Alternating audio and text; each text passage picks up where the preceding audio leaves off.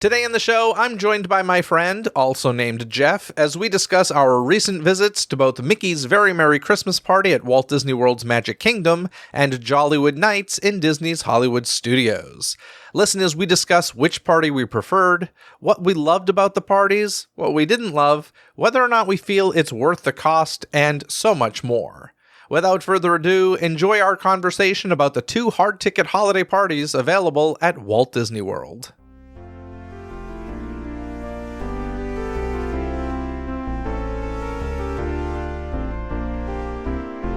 What makes Disney magic more magical? The holidays.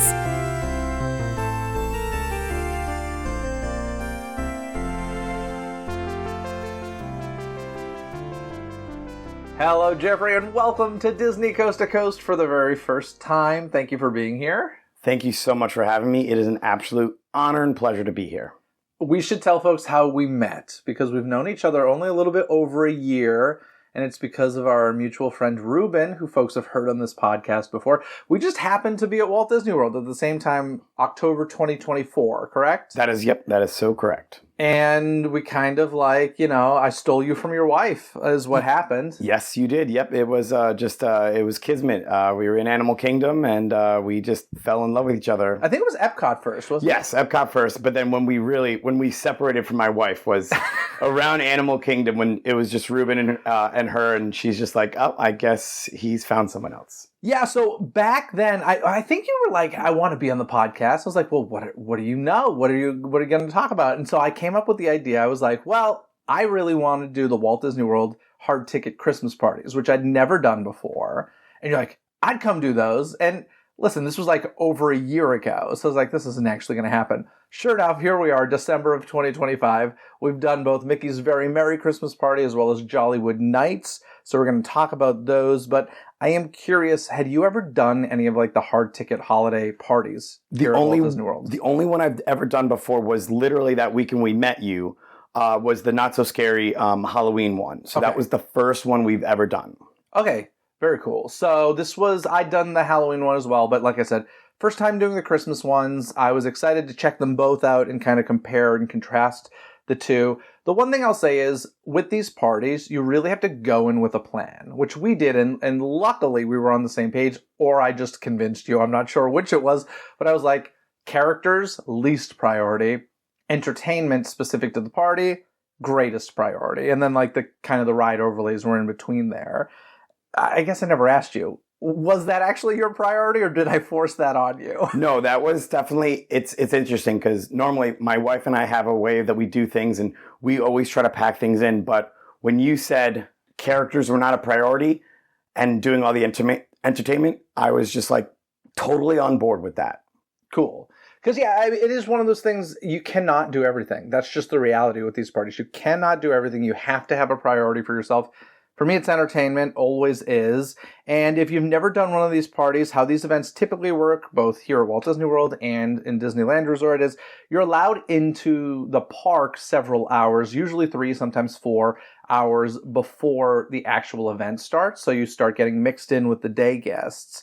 And our kind of strategy was, and it worked out really well, show up about 30 minutes before that entry time. And at that point, there's usually a good-sized group, but it's early enough on. And then they'll start distributing the wristbands about 15 minutes before that, and then they'll let you in at the scheduled time. So that really kind of gets you in where you need to be in a quote-unquote low-stress way. It's crowded. I mean, obviously, there's a lot of people doing the same thing. But if you want to really take a full advantage of the time you have in the park, which I recommend, because with these hard-ticket events, they're not cheap. We'll talk about that a bit later, but it really is, for me anyway, it replaces a park day. And that's cool with me because I've gone often enough.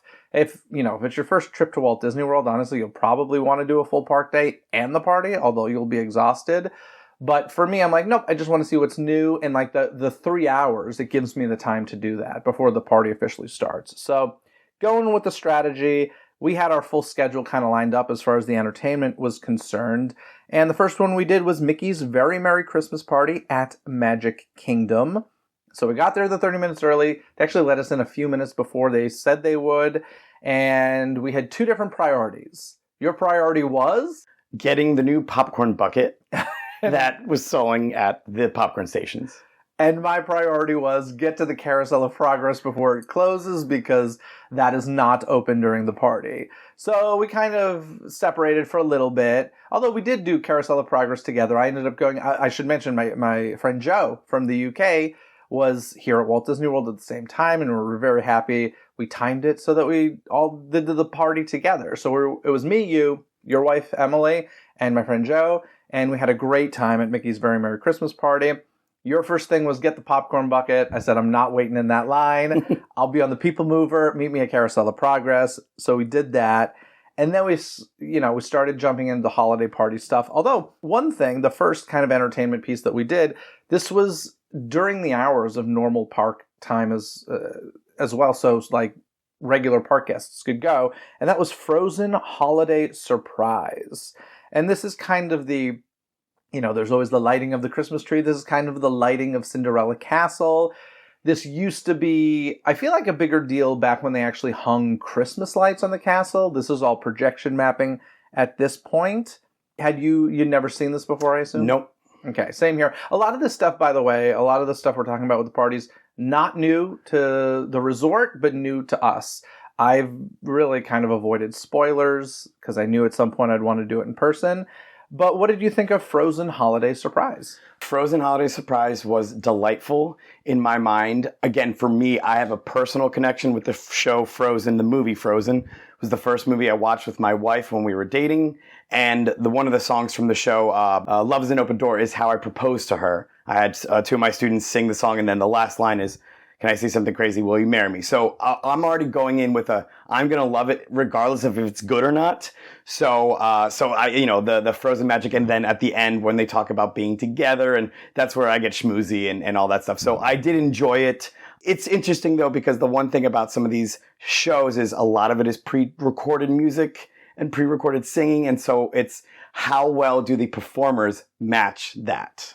So that was interesting because I can't recall another show that does that. I'm not going to say it's the only one, but I find it very abnormal for the performers were speaking all of the dialogue live. They were mic'd. And then whenever it cut to singing, it was Idina Menzel and Kristen Bell, and they were lip syncing to the singing.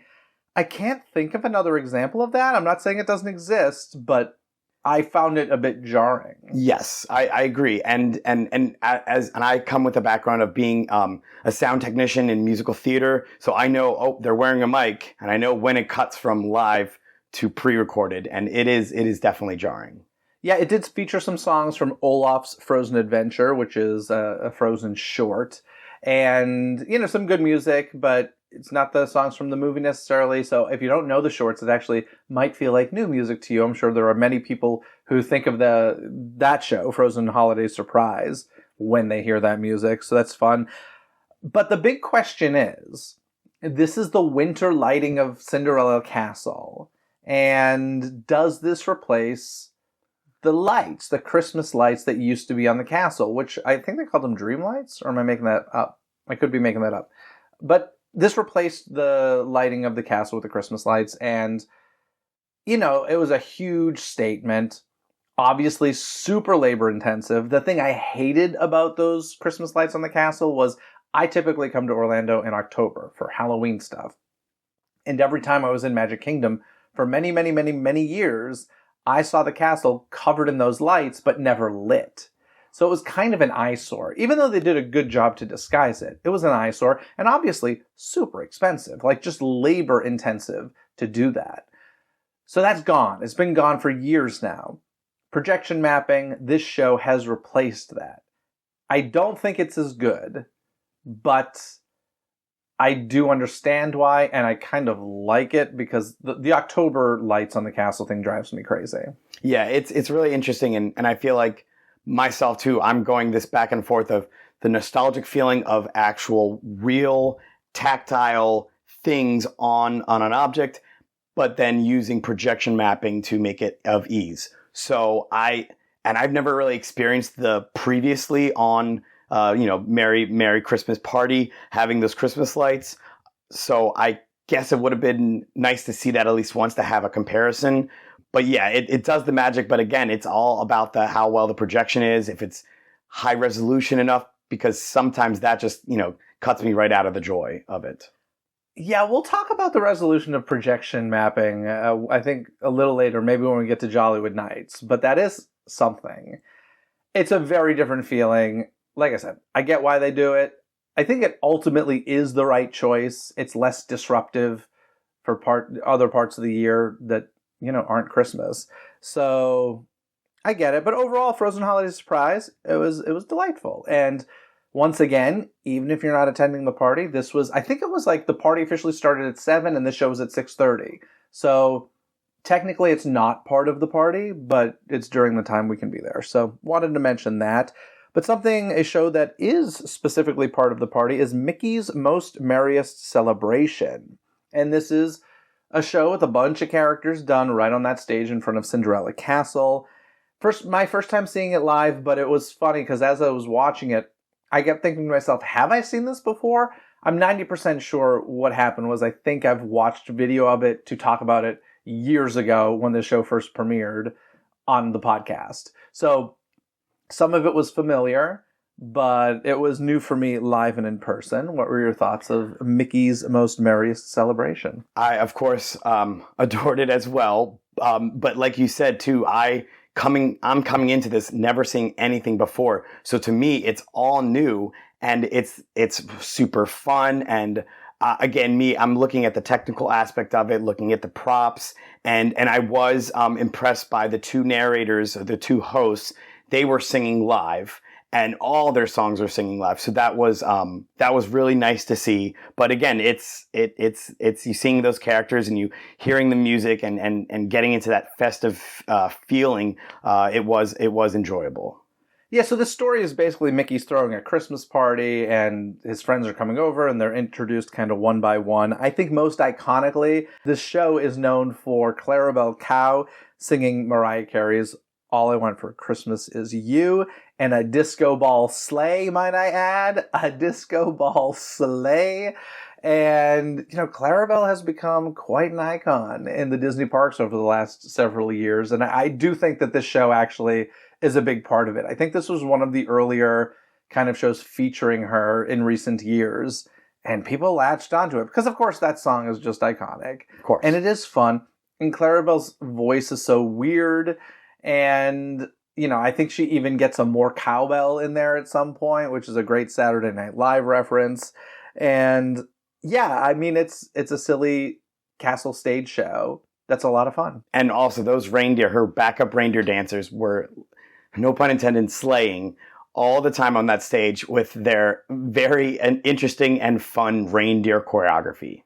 Yeah, one thing that was a little weird and jarring for me with the show is there's a song, I think it's Minnie who sings it, correct me if I'm wrong. It's about texting. Daisy was singing, because Donald wasn't at the party yet. So she said, I have to go text him. And then they go into the Text Me Merry Christmas song, which even my wife thought, that's a bit jarring. She's like, I don't want people to be on the phone. So she even was thinking why are we going with this vibe here? Yeah, it was weird because it felt like kind of they were trying too hard to be hip and current. And I get it, Mickey and his friends, they all live in the now and they kind of can do everything, right? But there is something just classic about them and also just in a box. They're kind of locked in time. So I don't know, a song about texting at Christmas for Daisy Duck, and then they had emojis being projected on the castle. I was like, this feels like they're trying a little too hard to be relevant. And I will say though, the one thing I did like about that song was the props they had. They had these chunky looking phones, but they lit up and I could look. They were all, at first I couldn't tell what it was, but it was the same shot of a text chain, the green and the white text message boxes. So I appreciated the craftsmanship of that. And then of course, when they projected the Disney emojis on the castle, my wife and I both let out a big wow because we played Disney Emoji Blitz, which was an amazing Disney game that they released themselves. But once they put it out to a third party and put it behind a lot of paywall things and it wasn't as fun as before. So that was a nice little nod to our early part of our relationship. We were bonding over a stupid video game. This is a show that really feels like it's trying to appeal to everybody. So as we said, it's trying to get a younger generation with the texting, but also there's like a very country music section featuring Jesse from Toy Story. There's a Spanish-speaking song with the Three Caballeros. So it really just feels like we're trying to appeal to everybody at this party. Oh, totally. I thought the exact same thing. I was like, oh, okay, it's a country version of this song, and there's a little hoedown, and then there's the Feliz Navidad again, they did it in a way that was, I think, well done, where some people could be like, okay, I'm getting past this, just like appealing to the masses. But sometimes, again, it's a little, it's like, it's just like very all over the place, and it just stick to one tone, if you could say like that. Yeah. The through line is the through line is it's Mickey's friends coming to a party, but the genre is all over the place. But I will say my favorite thing about this show is the very end of this show, because all of these characters that have appeared throughout the show come back on stage with the backup singers and dancers, and they finish with the song "It Feels Like Christmas" from The Muppet Christmas Carol, which is, if you know that film, it's the song that the Ghost of Christmas Present sings. It should be a Christmas standard at this point. I like that they treat it that way. I like that they realize you don't need the Muppets to be part of this in order to sing this song. It's a great song. It's a phenomenal Christmas song. It should be a standard. And this show does that. And I love that for it. Oh, 100% agree. That is my childhood in a nutshell. That's the song I love to sing all the time. And you're right. It's interesting you say it can be sung outside of the Muppet universe. It transcends the Muppets. And that is a really cool way for Disney to kind of nod their, this amazing song from an amazing, version of the Christmas Carol. But yeah, that I have to say, I definitely got a little teary-eyed when that song came on, because that just is a flood of emotions of my childhood and my family watching that movie every Christmas time. Yeah, and as much as I want everybody to know The Muppet Christmas Carol, the movie, I like the idea of perhaps this being the introduction of that song to somebody. And when they hear that song, they'll think of this show like it's living on beyond that one film, which I think is great. So once again, another stage show right in front of Cinderella Castle, another fun one. Definitely have to check that out if you go to the party. But then there's the parade. There's the Mickey's Once Upon a Christmas Time parade. For me, I go to a Christmas fantasy parade every year at Disneyland Park. And I was a little surprised at how similar a lot of the floats were. I don't want to say it was cookie cutter. It certainly wasn't. Although they do both have gingerbread men, pun intended. So, yeah, it was a pleasant parade. I wouldn't say it was anything spectacular in my book, but very similar. I was just happy to have a different song, because I've had so many years of a Christmas fantasy parade. I think actually this year's the 30th anniversary of a Christmas fantasy parade. And I would, honestly, truly, nothing would make me happier than if next year they're like, we're getting a brand spanking new Christmas parade. And I get it. It's like 2 months out of the year that it runs. But gosh, and it's not a bad parade. But I need a change at Disneyland. I digress. So we have Mickey's Once Upon a Christmas Time parade. Something happened that really was like, what? I couldn't believe this. Cinderella's coach is being pulled by miniature horses. And I know that this is like available for rental for weddings. Yep. I don't know if I've ever seen this in a parade outside of maybe like a TV produced parade, but like just an everyday parade. I was like, are you kidding me? And it's like, I don't know how many, but like 8 or 10 miniature horses pulling Cinderella and the prince in the pumpkin carriage. And that was just part of this parade. And that really stood out to me. Oh, I can't agree more. My wife is a huge Cinderella fan. And as soon as I saw the miniature horses and the pumpkin sleigh, I just turned to her and said, turn your head, look, don't look to the right. And she freaked out. But the attention to detail, and yes, she even thought about renting that for our own personal wedding.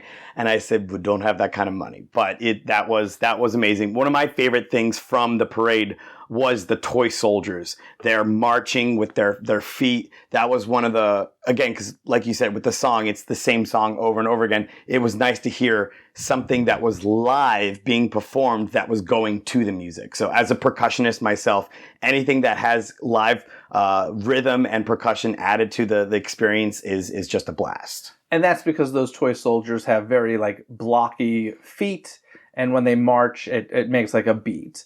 Now, I will say I was very disappointed by them because, so these are the toy soldiers from Babes in Toyland, and they are also featured in Disneyland's parade. But the difference is they all have trumpets. And if you look at the costumes of these toy soldiers, they have these big holes where their mouths are, and a trumpet mouthpiece fits in. And the Disneyland ones play along with the music. And so speaking of like adding that live element, I love when there are live musicians in a parade. Like obviously most of the music is pre-recorded, but it's always very exciting to me when you add a live musical element because of the fact that I know what it's supposed to be and it wasn't. And I'm going to assume it was cut just because of, obviously paying a musician is, I'm sure, more costly than paying a parade performer. So they don't do the trumpet part in this parade, and that was pretty disappointing to me because it is one of my favorite parts in the Disneyland parade. Yeah, that's. I'm glad you pointed that out because again, that's what I first kind of pinpointed on because the other in between float parade performers are usually. I mean, there was the skiers on the roller skates, and it's just it's just either characters waving and interacting with the audience. But yeah, that's a bummer that they cut out of the horns because that would have been really, really cool to see. Yeah, I'm assuming that they were part of the parade at Magic Kingdom at one point. I don't know. It's the same costumes with the holes in the mouth, so I'm assuming. Maybe I'm wrong. Maybe they never did it here. I'm not sure.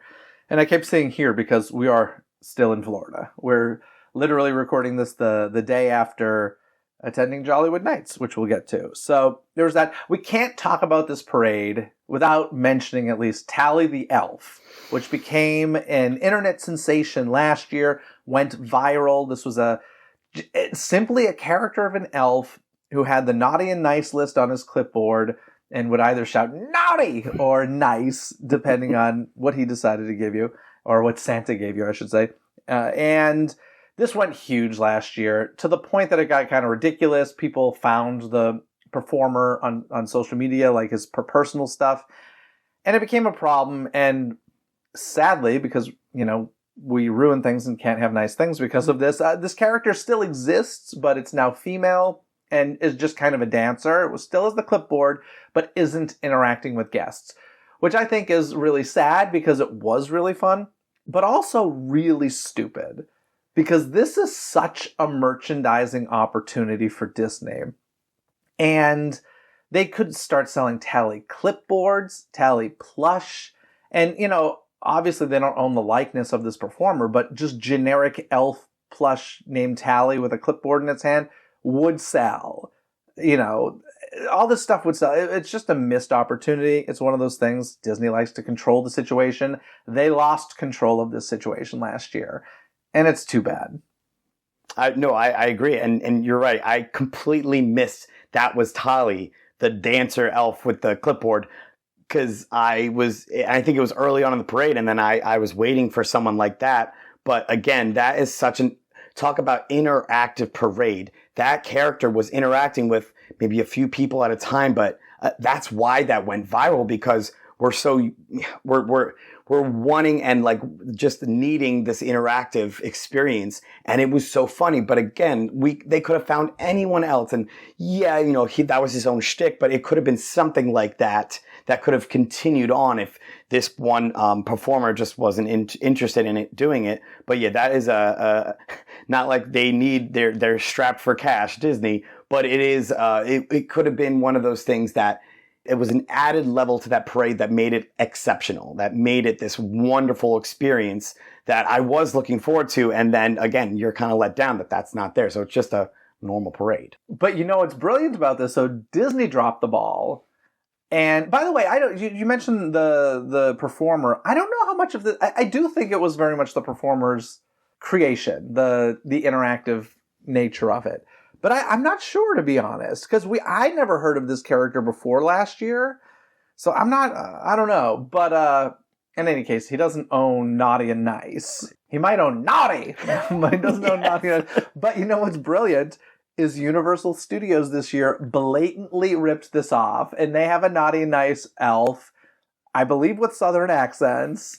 And they are doing it just like as interactive in the park during the day. And I've seen this online, and they're not even trying to hide the fact that it's a blatant ripoff, and it's so on brand for Universal. Totally. So I love that. Hey, I love that they're doing it. I really think it's a missed opportunity for Disney not to do something with it. Even if it were a problem, I don't think it was an insane problem that couldn't be fixed. And I think I could go one step further. I think every Christmas parade should have a character like that. That is such because you know, as a spectator, you're just watching these big floats or these big balloons or something, and then you know you kind of just are enjoying it. But if there's someone that could just be going through and bringing that experience, it's almost like an improv performance. I think every parade should have a Tali. Yeah, it was so much fun. Speaking of the just characters in the parade, of course, the Frozen characters are featured in this. Do you think they knew when they were making Frozen, like, hey, we have like we're saving Disney Christmas right now? Because I mean, the movie has nothing to do with Christmas. Of course, they've had Christmas specials or shorts since the film came out.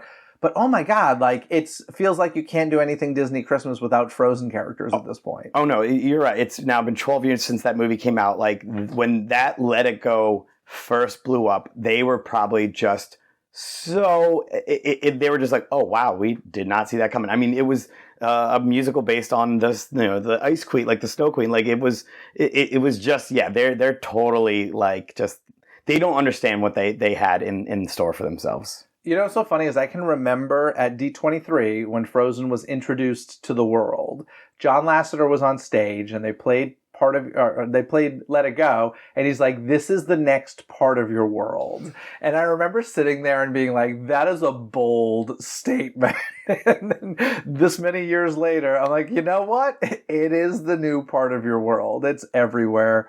And it has tamed down a bit. But of course, you know, with it being a winter film, it's everywhere for all of these Christmas celebrations. They could just shoehorn it into any winter wonderland area. Totally. So that was the parade. Anything else you want to add about the parade? The one thing that I do want to add, which was kind of interesting, and again, this is just a minor detail, you know, they're playing a song throughout the whole parade, but all the performers that you could actually see their faces, they're not actually singing. They're literally just lip syncing to it. And it's just an interesting thing of, I get it, they're doing this parade multiple times throughout the night, but like, wouldn't you want to? It's just a weird performer thing that my wife and I both noticed. You know what? It's interesting you bring that up because I've noticed this in the past with not just Christmas parades, any parades. And it seems to be an inconsistency because I've seen some performers do it and some not do it. I don't know if they're told to do it or not. Like, I don't know if it's this is part of the show, or you know how some people just can't help but lip sync along. I don't know what the rule is as far as that's concerned, but it's not everybody doing it. That's for sure. Yep. Yeah. I just thought that was just interesting again, as a performer myself too. And I've gotten to talk to cast members, whether it was on our Disney cruise and, you know, some of them are, you know, giving it 110%, like they are giving it their all. But again, I understand if they're going to blow their voices out or something, if they're constantly singing, you know, out loud, you know, at night on these, you know, multiple parade routes. For sure. We also have Minnie's wonderful Christmas time fireworks show. Enough with Mickey. He's gotten enough at this party. It's Minnie's turn. And, you know, I actually really liked this fireworks show for the simple reason that it was a fireworks show. And I don't know how old it is and how far it goes back, but it felt to me like this is a fireworks show that existed before projection mapping was everything. Because this is a show that's full of pyrotechnics. And it's also full of like traditional Christmas music. It's not all about Disney music. There's a little bit of Frozen stuff in there, but it's a lot of traditional Christmas music with a bit of voiceover by Minnie Mouse. But for the most part, like this could be a Christmas fireworks show anywhere if you deleted like 5% of it, maybe 10%. So, you know, there were a lot of big booms. There was a lot of traditional Christmas music. It was just a great Christmas fireworks show. And honestly, the word I kept thinking of was like, this is refreshing, because I love projection mapping. But it's no secret with all these projection mapping shows, there's less and less pyrotechnics. And this show just felt like kind of the good old days. Oh, I couldn't agree more. It was a fantastic show, and yeah, it's refreshing to hear, because you're so used to hearing the Disney songs when the fireworks are going on, but just hearing the Christmas songs, and whoever put the pyrotechnics together, the booms and the kablooms, they all worked well with those songs. But oh yeah, it was a great show, and I think this was the closest I've ever been to the castle, so it was even louder. I'm used to either being farther in the back, because you're on a normal, let's say, park day, you're going to see Happily Ever After, you're getting all this stuff in, and those people line up hours before to get those spots. So you're usually all the way in the back. So it was nice to be right up and close, feeling those explosions. Yeah, so that is one of the things about these parties is the capacity is lesser than the day. So rides especially have very low wait times, because those typically aren't the priority for most people. We'll get to the rides in a second, but I do want to mention that was the entertainment that we checked out. I didn't miss anything, did I? I don't think so. No, that was it. Yeah, that was the entertainment that's specific to the party. Now, of course, you need a Mickey's Very Merry Christmas Party ticket for most of this, but I will say that week of Christmas, or a couple days before Christmas into New Year's, I believe, some of this is available to park guests, because at that point, Mickey's Very Merry Christmas Party will be over. I think the last one is on the 21st of December. And then, like, the next day, the parade for sure becomes part of normal daytime operations. And I think maybe some other stuff as well. You'll have to check the schedule, because, of course, that always changes. But good to keep in mind. Like, obviously, these parties are not inexpensive, so you can work it into your normal park stay. To be fair, though, of course, those are the most expensive days to go to the park, because it's Christmas week. But it is an option during daytime hours in some cases. But let's talk about the ride overlays, because this park has a number of them for the holidays. I did Space Mountain. They do a holiday overlay for this. And I haven't done Space Mountain and Magic Kingdom for years, because, to be honest, I'm not a huge fan of it. I think Disneyland's is a bazillion times better, mostly because there's an onboard sound system at Disneyland. This one, I always just say it's like being inside of a pinball machine. You're the ball, you're being bounced around. But for Christmas, they've just played rockin', jamming, some loud rock Christmas music, and kind of like some disco club lights bouncing around. It was fun. I had a fun time. You didn't do this. I didn't do it. I did see a clip of it that somebody posted online, and I thought, oh, that looks fun. But yeah, I did Space Mountain 2 trips ago, and I feel like I still have ringing in my head from the pinball-esque-ness of it, and it's just like, I'm getting too old for a ride like that. I need a nice, smooth, magnetic track, if anything. Yeah, so it was fun. Honestly, it was more fun than I expected, so I'm glad I did it and checked that out. And the Tomorrowland Speedway does a little overlay for Christmas, which we all did. It was cute. They had some lights along the route, some Christmas music, but honestly, doing this attraction, I was like, oh, this attraction needs to go bye-bye. Oh. And I know that's super controversial. I know, it's tradition. It's the first time your kids drove a car, whatever. The gas fumes are unbearable. And also, I don't know how kids drive these things, because my leg hurt by the end. By the amount of pressure I had to put on the gas pedal was nuts. Oh, it was the worst.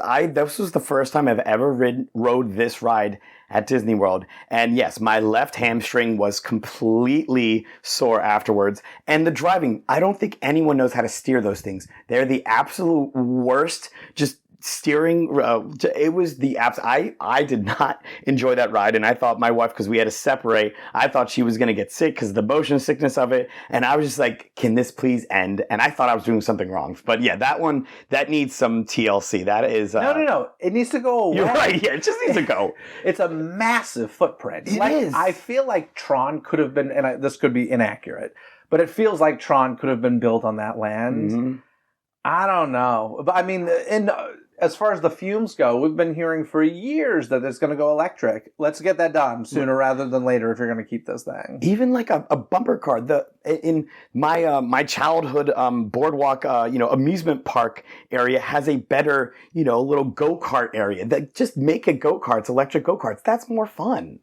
Yeah, it was pretty crazy, but whatever. I'm glad. I always love a good overlay, so like I'm glad they do something to it. A couple we didn't really experience. I guess we walked by Mad Tea Party. We saw that. Once again, Christmas music, Christmas lights, kind of party lights going on there. We did not check out Monsters, Inc. Laugh Floor, which I guess does a little Christmas overlay, and Jingle Cruise, which is also available during regular park hours. I'd done it in the past. Just wasn't a priority and had a pretty lengthy wait. But we did take advantage of a bunch of other rides. Didn't have Christmas overlays, but just to give you an idea of what we could accomplish having done all the entertainment that we did, which we scheduled in advance, we also got to get on It's a Small World, Peter Pan, Pirates of the Caribbean, Carousel of Progress, as I mentioned, People Mover. We did the Haunted Mansion. We were the last guests in the Haunted Mansion. We had our own stretching room in the Haunted Mansion. And when we were in the Doom Buggies, the track never stopped because we were the only people in the ride, and what a treat that was, and so rare. That was awesome. Yeah, that was amazing. I will have to point out, when we went in line for Jingle Cruise, and it went up to 40 minutes, and we were looking at the time, and we were getting a little hungry, so instead we went to Pinocchio's Pinocchio Village House. Yes, and we had an amazing food option of these hand-crusted raviolis. I had an Italian sausage flatbread, and then I will say I also bought a toy soldier Mickey sipper that he was drumming, and you can actually drum his hands.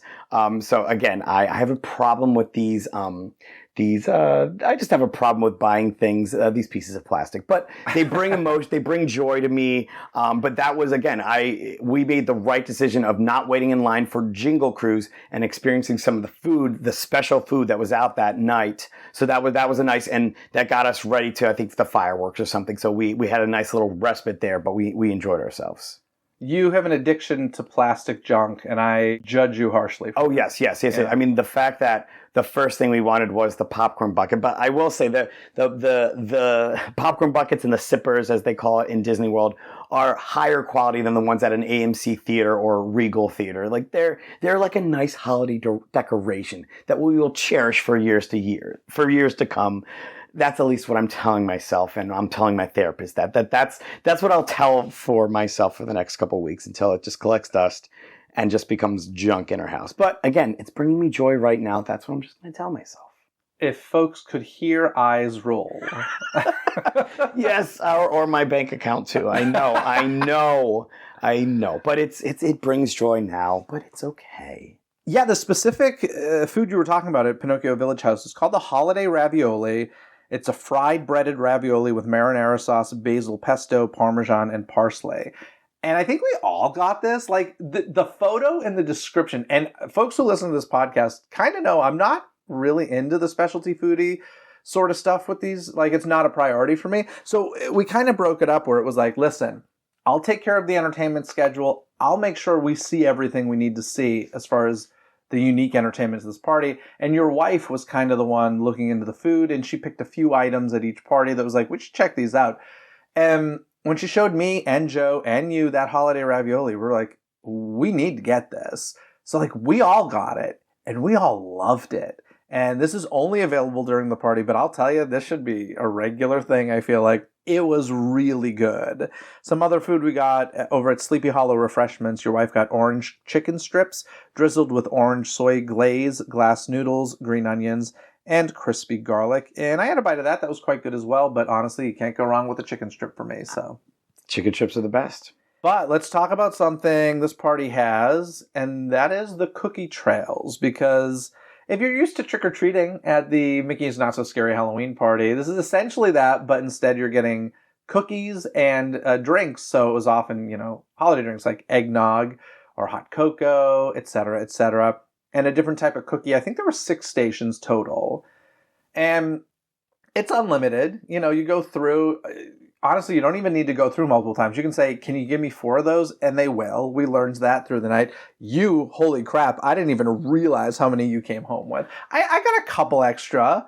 You had a bag full. Well, I was not going to tell you this, but when we were on our way over to meet up with you in Tomorrowland, we hit up the Storybook Circus. We hit up the one by Gaston's. We actually did all that stuff before you to get more cookies. So I'm so sorry. We pretended like, oh, wow. You're like, are you sure there's a cookie? I'm like, I know, because I was just here like 20 minutes ago. Oh, gosh. We did get to meet Santa Claus. Yes. Which was really kind of fun. He was off the beaten path over in Storybook Circus, and he was kind of at the exit of one of the cookie trails. Actually, it was the pretzel trail. We got Mickey pretzels there. And what did he gave us M&Ms and candy canes, I believe. Yeah, mini M&Ms. M&M minis. Yeah. And yeah, we got to get a photo with Santa Claus with 0 weight. Granted, it was late at night. It might have been busier early in the day when the younger kids were there. But that was fun as well. And yeah, you were really into the cookie trails. Oh yeah, I mean, my wife and I, we love cookies. I think we love cookies more than the popcorn buckets. But yeah, no, and we enjoyed ourselves during the Halloween party for the trick or treating. But yeah, no, the cookie trails were great, and she was very good at finding out where they were. And they had these inflatable, light up candy cane like pillars, almost like the monolith from 2001: Space Odyssey. That was your guide of knowing, oh, there's cookies here. And it was that one right by Storybook Circus was the snowman shaped pretzels with holiday punch. Which again is nice, and it was a nice departure from the sweets to get something that wasn't just sugar going into your body and getting comatose. Yeah, because you do feel the sugar rush at some point. But that was essentially Mickey's Very Merry Christmas Party. Is there anything else you want to add before we head on to Jollywood Nights? I will say, because we talked about how we went in the plan with no characters, no going singing characters. The one character we saw was Santa. Mm-hmm. That's the only one that matters in that kind of party. I mean, there's the Mickey, but like if you're gonna only see one character, you'll want to see Santa, and he was an amazing. I mean Santa, he's the best. But that was that's like okay, that's the real deal. So that I will say that was the one and only character we saw, but that was the best character. Yeah, and I will say we did see like Aladdin and Abu, but they weren't in any sort of Christmas wardrobe or anything. I think I could be mistaken, but maybe Abu appearing with him is kind of rare. Yeah. There was nothing I saw that was like, I'll wait in a line for that. So we did what we wanted to do. When it came to Mickey's Very Merry Christmas Party, everything we went in wanting to do, we did. It was a busy night, but I wouldn't say it felt rushed. No. I think, and also we did more rides than I expected. We did, and the fact that we got in at like 3:45 too, you're able to get all those normal day park rides that you wanted to do, because normally these ticketed events, you're like, oh, I want to do Tron at night or whatever, but then there's these other holiday things you want to do, so you have to pick and choose what you want to do. But yeah, we at the end of the night when we were leaving and walking to Joe's car, I felt complete and satisfied with what we accomplished that night. Absolutely. So let's move on to Jollywood Nights at Disney's Hollywood Studios. We did it just a couple nights after that. And we'll start with, once again, we got in early. We were there a half hour before their entry, the time they'll let us in. And we did a couple things that are new-ish, new for me. You had done them in August. I think both of these opened this past spring or summer. But I, for the first time, experienced The Little Mermaid, A Musical Adventure, which, of course, replaced Voyage of the Little Mermaid. Very much enjoyed it. Some nice new effects. The one complaint I have is some of the projection animation is not up to par, in my opinion. But otherwise, really delighted to just have been back in that theater. And they made some good pluses to the show. And also, they kind of tell the full story in a better way, in my opinion. So, very much enjoyed that. But then there was the thing that, honestly, I could do an entire episode about, and I might just do an entire episode about, because Disney Villains Unfairly Ever After, which replaced Lightning McQueen's Racing Academy, is one of the coolest things, one of the best live entertainment shows in the parks in a really long time. Extraordinary production value. You know me, I love villains. A banger of a tune. Oh my gosh. It is so... I'd heard good things, but I just avoid spoilers these days. I really don't look into any of this stuff until I'm going to experience it for myself. It's so good. Oh, and here's the other thing. Yes, I know what you're going to get to. So Jeff and I are very different in the respect that, like, Jeff loves everything. He can be critical of things, but he is like, you sit next to him at a show and he's like, wow, constantly. I'm there sitting there quietly, typically, and just like analyzing. What did I do as soon as this show started? Oh, you were banging my wife's leg. I was like, yes, because I knew going in, I wasn't going to say anything about the show to him because I didn't want to spoil the actual.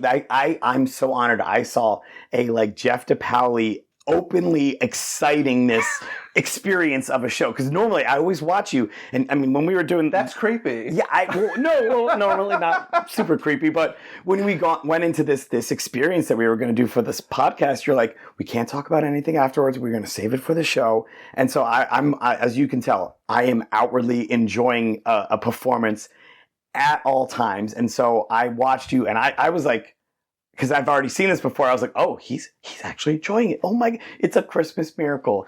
But no, that show is absolutely fantastic, top to bottom. But there are some minor, a few things. Like I said, I might do a whole episode on it, so we'll skip it for now. But just so you know, I do enjoy stuff. I just don't show it or express it the same way you do. This happens to me all the time. A lot of friends of mine will say, oh, you must have hated that. You look so bored. I'm like, no, I was just like intensely concentrated on it. It's not a boredom thing. But, dude, this show, Disney Villains, Unfairly Ever After, everybody should be talking about it. And I hope it stays for a while. I feel like it's temporary until the Villains Land opens. I hope I'm wrong. And even if that was their intent, I wouldn't be surprised if it runs for years. It's a gorgeous theater. It's essentially a soundstage, but they've built a beautiful space. I'll shut up. We'll move on to the Jollywood Nights stuff. Those two things, regular parks hours. Then we get to the party. Over at the space that is typically Beauty and the Beast live on stage, we get a show called the Disney Holidays in Hollywood. This is famous for featuring Kermit the Frog and Miss Piggy as your hosts. It features a live band, which kind of shocked me. Yeah, I mean, and the reason why they don't do it, it is so hard to get a good mix of a live band in a big space like that. So as I knew, I noticed they didn't have a live acoustic drum set. They had an electronic drum set because there's no way to mic a regular drum set in a space like that. But yeah, no, it was refreshing to see that. I just didn't. The sound system in that space is meant to just play a pre-recorded track, not necessarily live musicians, so the mix was a little. Sometimes I couldn't hear certain instruments. Sometimes I could hear them way too loud. Interesting. I didn't notice that as much, but that's kind of what you do, so exactly. That makes sense. So this is treated like a kind of like a TV holiday special where there are the hosts and there's musical numbers and they bring in special guests. And some of the special guests they brought in included Mickey and Minnie, of course, but also Tiana and Belle. And I gotta say, this was a little weird because it was not clear to me that these were necessarily Tiana and Belle, because they weren't in their typical wardrobe and they were never introduced. They just kind of came on stage and started singing, to the point that, like, I think during Tiana's song, I turned over, I was like, is this Tiana? And it was.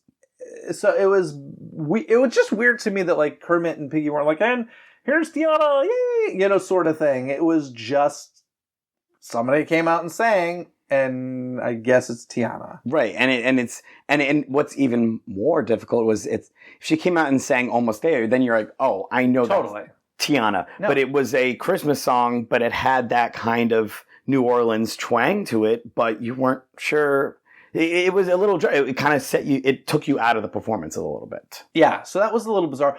But Kermit and Piggy I actually thought had some really good banter, and I know that Disney is often accused of not knowing how to write for the Muppets. To me, this felt like Kermit and Piggy, and they were a blast. Of course, Kermit's dancing, and he's a blast. And it's always just a pleasure to see Kermit and Piggy live, or any of the Muppets live. So that was fun. Mickey and Minnie, it's funny because, like, who would typically be the hosts, they're kind of special guests and just, like, show up for a number, and it's delightful. But I gotta say, something stuck out to me during their number of Deck the Halls that was so bizarre to me. And let's face it, everybody knows Deck the Halls. Everybody sings Deck the Halls. Everybody knows the lyrics to Deck the Halls.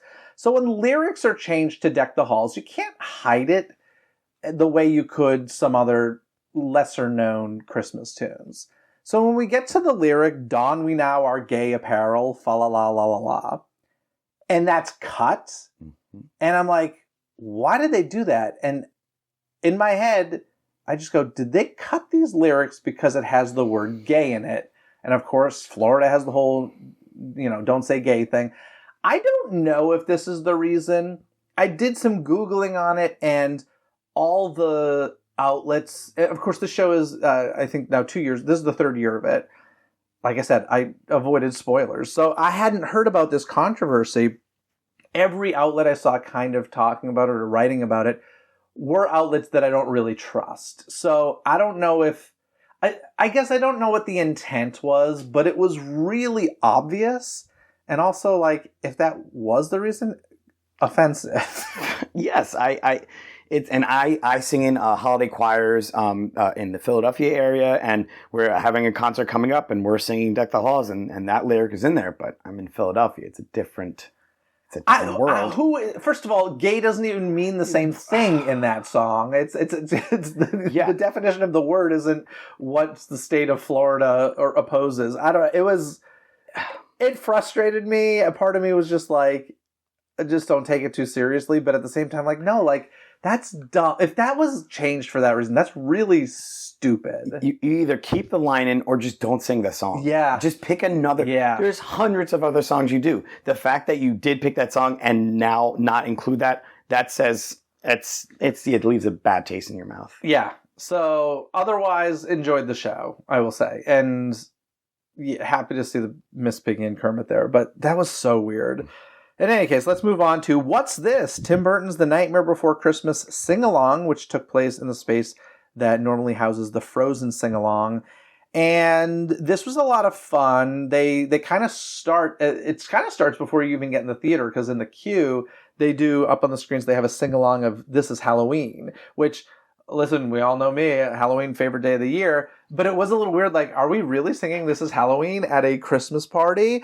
And so it was interesting to what it felt like to me, and I could be totally wrong, but it felt like somebody who created this show was like, we can't do a Nightmare Before Christmas show without having This Is Halloween. And somebody was like, this is a Christmas party, you're not having that song. And like the compromise was, we'll do it in the queue while they're waiting to get into the theater. That's what it felt like to me. I totally, yeah, this is one of my favorite movies of all time, so I was so excited to go see this.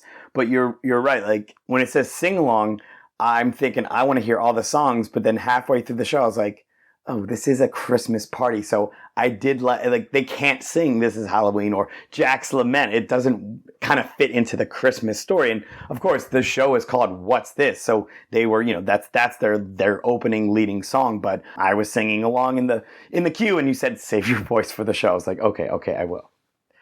One of the iconic things about this show that has kind of gone viral online is the giant Jack Skellington puppet, which is probably like, I don't know, 10 feet tall, something like that. It's a beautiful puppet that's connected to a human, walks out, and it's just this long, skinny Jack that we know. Beautiful, beautiful puppet. And kind of the highlight of the whole experience for me. Oh, I literally started to cry by the end of him talking, and being out there. Jack Skellington is one of my favorite characters, and just finally seeing him live at that height. You see the characters. I am not a fan of the Disney character of Jack Skellington. I think his look is a little strange. But what about the new one this year? I haven't seen the new one yet, okay. So I have to look. Better. It's better. Okay, good, because I experienced him last year at the Halloween party and was not a fan. But this is, I know that there's got to be a way that they need to figure out how to adapt this onto a stage show, because that will sell out every night.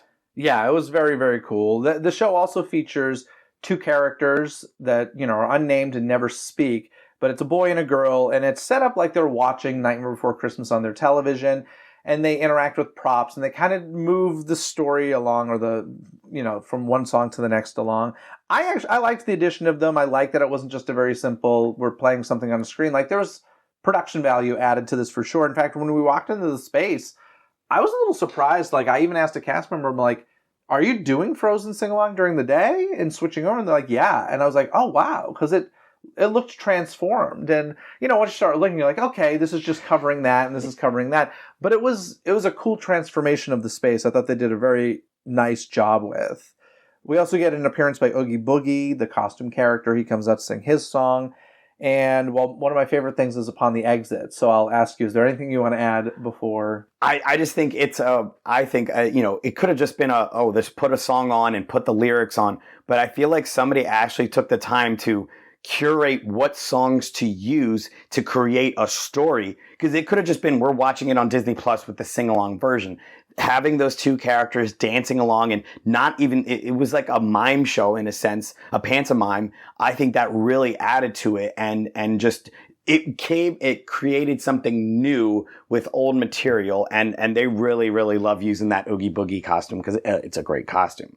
Yeah, for sure. And then as we exited, as I said, these two characters were watching, they had a tube television prop. And then, of course, we're watching on the giant LED screen in there. But on this tube television prop, and only on the tube TV prop, so it's kind of an Easter egg, as we're exiting, the credits start rolling of The Nightmare Before Christmas. This is directed by Henry Selick, produced by Tim Burton, co-producer Kathleen Gavin, and all this. I was just like, this is so cool. Like, it was such a nice nod and such a sign of respect to the original creators. I loved that moment. There was the Jack Skellington puppet, and then there was that. And I was like, this book ends beautifully for me. Yeah, you pointed that out. I would have completely missed that. And that's just you think the end of a show like this, all that Disney cares is get the heck out of it. They just get out of there. We need to get to the next show and turn around. But that was such a wonderful little, like you said, Easter egg to have at the end there. And it's nostalgic. It's the physical media aspect of a performance like that. Yeah, so that was a really fun show. Let's move on to the next thing, the Nighttime Spectacular, as we call it on this podcast, Jingle Bell, Jingle Bam!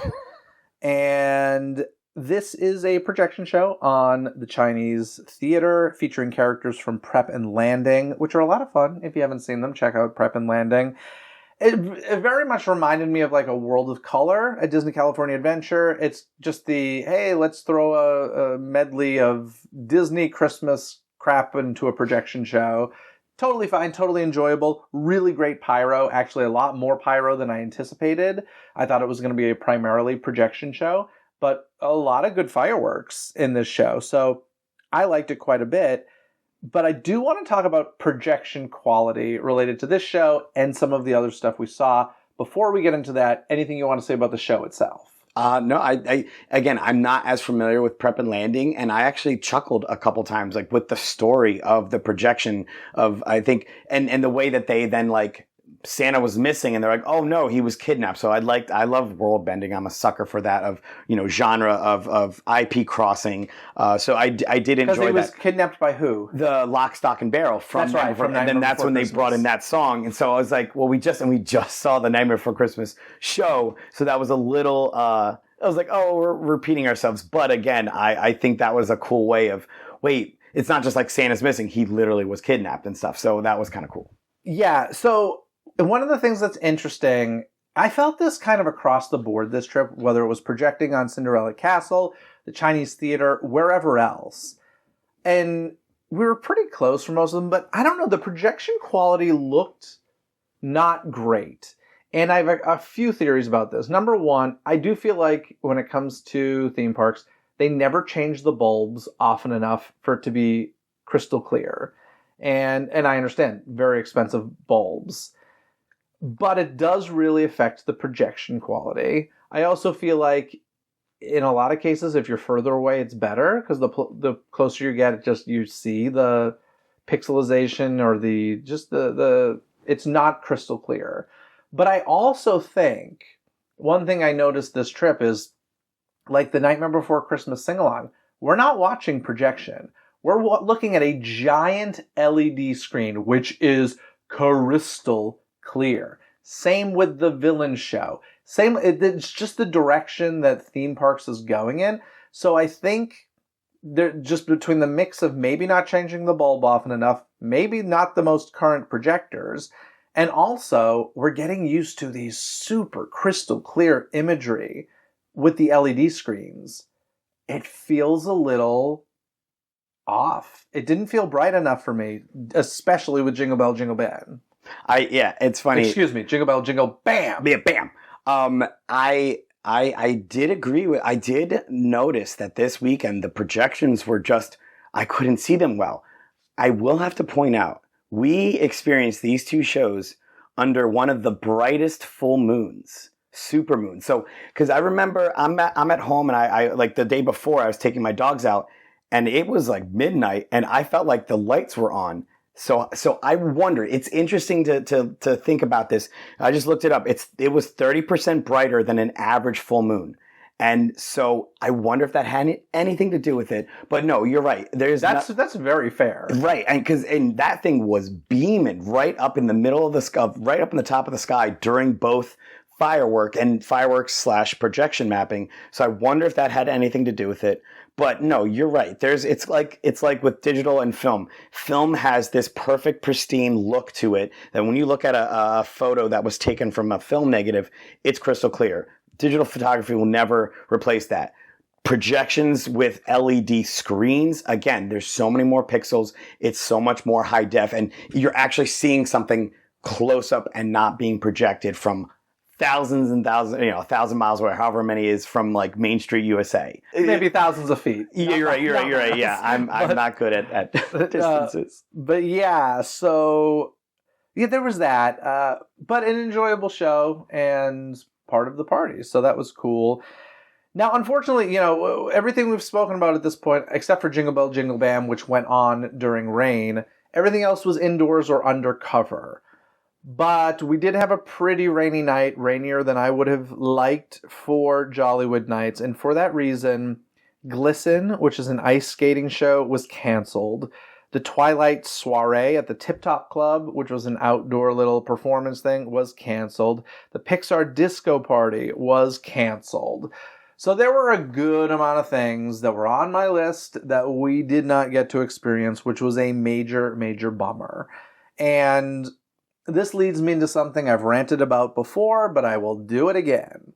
When it comes to these special ticketed events, I really, really, really think they need to consider the backup plans, whether or not there can be a backup plan. And I get it. You can't do an ice skating show in this show in the rain. It's not safe. I get it. I don't think such offerings should be available. I've said in the past, I've been disappointed with some of the hard ticket events at Disneyland when fireworks were canceled, which is something that happens often. Obviously, there can always be a weird fluke scenario where something can get canceled. It's just part of the deal.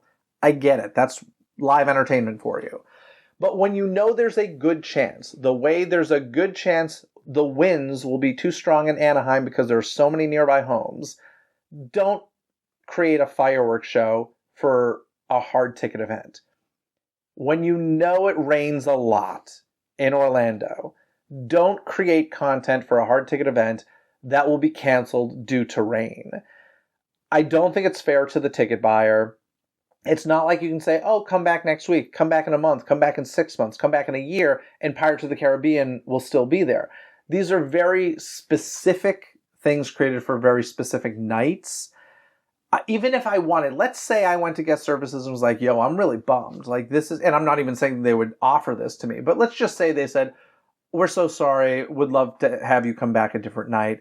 Number one, could be flying out of town. But number two, every party's sold out at this point. So I cannot experience it until 2026, and that's if that piece of entertainment returns. I have a huge problem with creating entertainment that has a good chance, and when I say a good chance, I say like a 30% or more chance that it will be canceled each and every night. It shouldn't be created.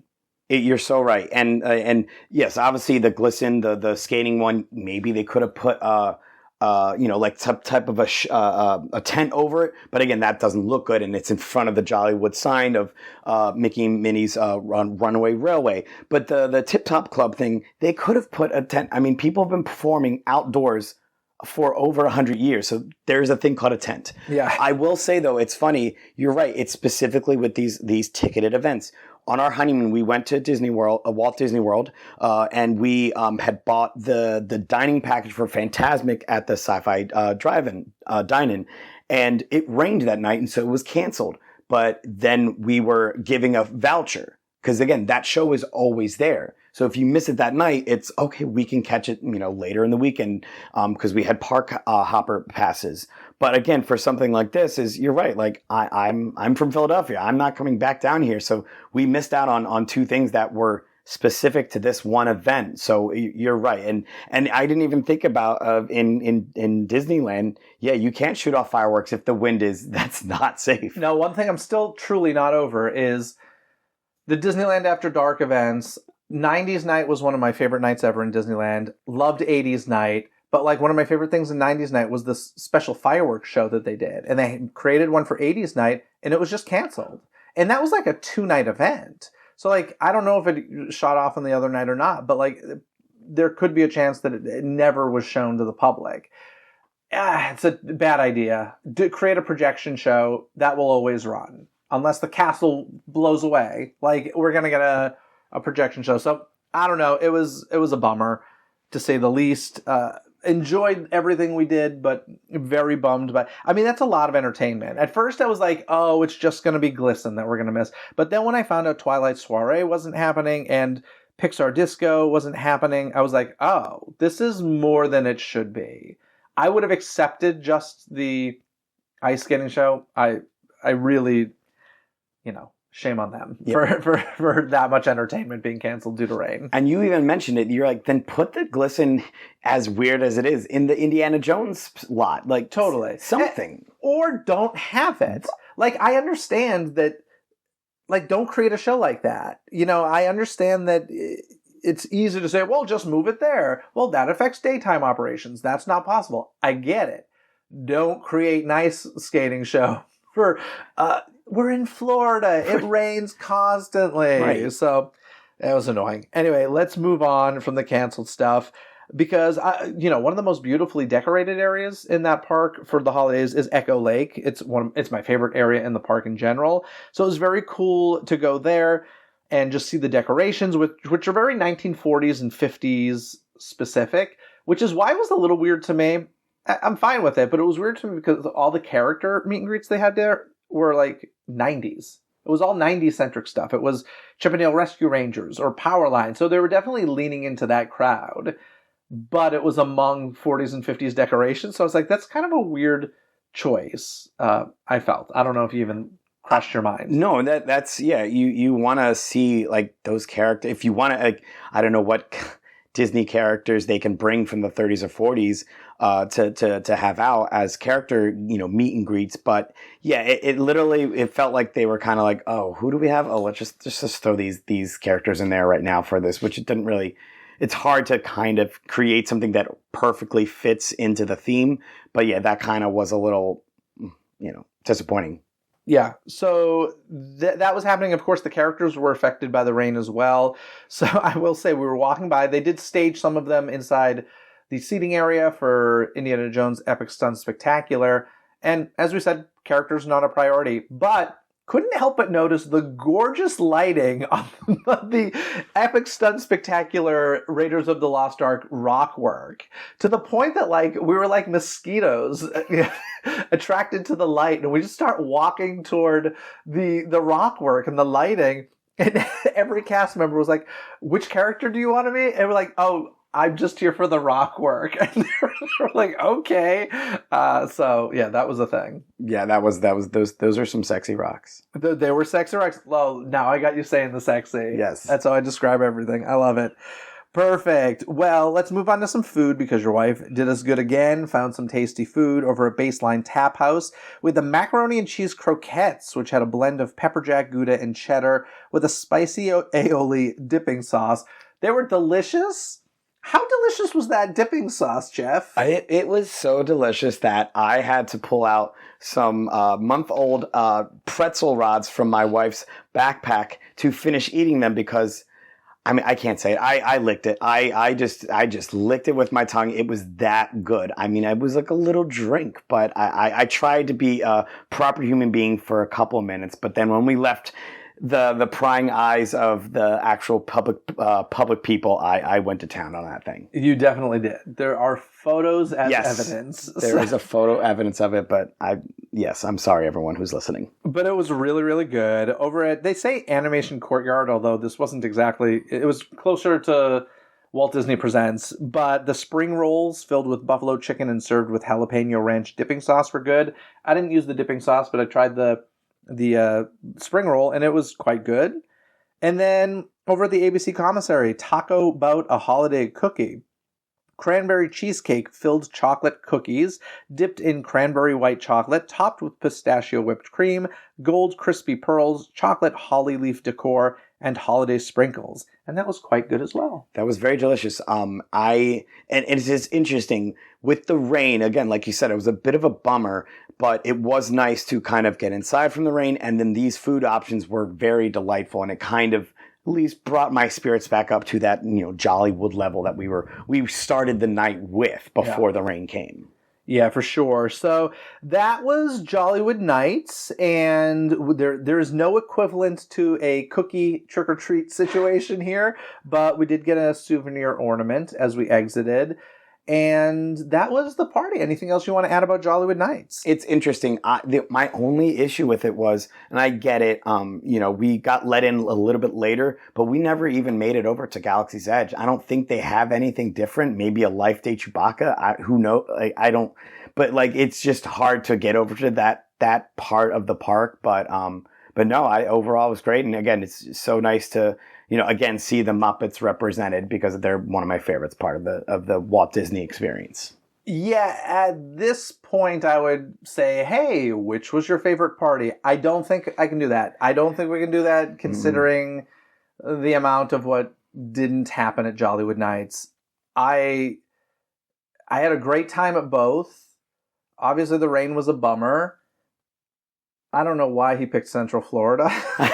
The land was cheap. But oh my God, the weather sucks. Although to be fair, we had a really beautiful night for Mickey's Very Merry. So it just seems to be one or the other. But I don't think we can do a fair comparison. No, because it's apples to oranges, and I think if we had a perfect weather night like Thursday, you would definitely be able to be, because there was a really great entertainment value of Jollywood Nights, and it could have been we could have definitely made a decision, but it's tough to say right now because we didn't get the full experience. Yeah, let's talk about pricing for a second. So as I mentioned, these parties are not inexpensive. Mickey's Very Merry Christmas Party tickets run from $169 to $229, depending on the night you choose. And Jollywood Nights goes from $159 to $199. We're kind of in the middle for both. We went first week of December, so not the crazy Christmas crowds yet, but also not November. And I do want to plug something that's, well, it's going to sound like a pitch, and I guess it is because I have an affiliate link for it, but I actually sought out this affiliate link because we personally had such a good experience with it. Of course, you're looking to save money wherever you can. We got our tickets from unlockedmagic.com, and with them, for these special event tickets, we saved about 11 to 12% per ticket, which was close to $20 per ticket, which of course gets you some food or souvenirs while you're there. It was a really simple process. It was buy the tickets online. The only catch, if you want to call it that, is that you can't do it last minute. And they sell regular park tickets too. It's not just the hard ticket events.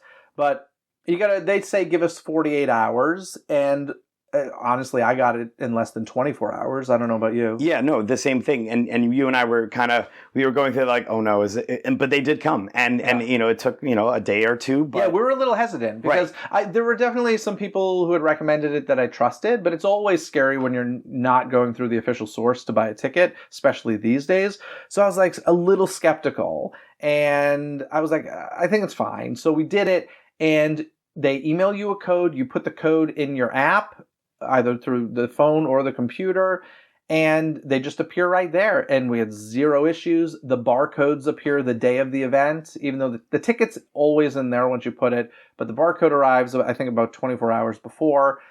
Zero problems, just saved us money. So unlockedmagic.com, if you want to buy theme park tickets, they often have deals. I'll include a link in this episode's description, and it is an affiliate link, so it helps out this show. But like, honestly, I'm always using this from now on. I mean, my wife and I had our Magic Band Pluses connected with our accounts, worked every time. And I will say, it's funny you say like maybe last minute, not the best, but for these kind of these ticketed events, you want to buy them a month or two in advance. I mean, we try to go for our not so scary Halloween party, and it was sold out. We lucked out the day before we left. Somebody canceled, and so we had to pay full price. But we were already going to the event. We didn't want to miss out, so that worked out great. But again, saving the $20 that covered our food. So that wonderful place.